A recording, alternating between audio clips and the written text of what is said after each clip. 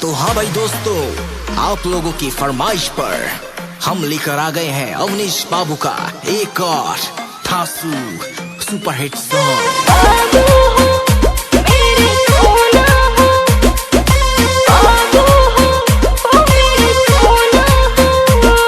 अखिया में लगा के काजल काजल काजल काजल हमरा के करेलू पागल।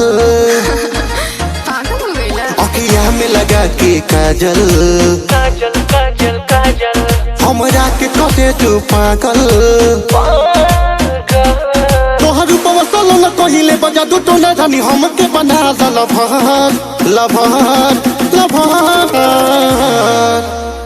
गोरी रे घायल कइले बा होठ तोर रेड कलर।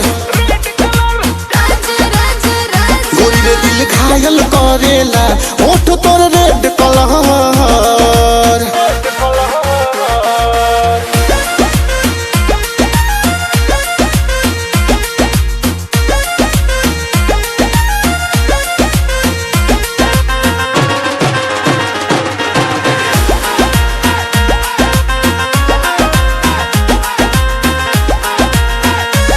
निंदिया नहीं निंदिया हमके यहाँ पे सारी सारी रतिया है। हौसल बतिया बल याद पड़े लमिट तोरी बतिया।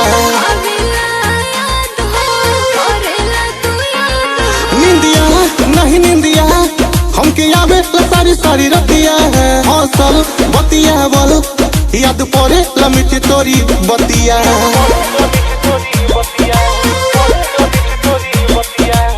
तली कमर धर कावेला दिगर सुन बहारू तू बेखबर बेखबर बेखबर। गोरी रे घायल कइले बा होठ तोर रेड कलर। गोरी रे दिल घायल करेला होठ तोर रेड कलर।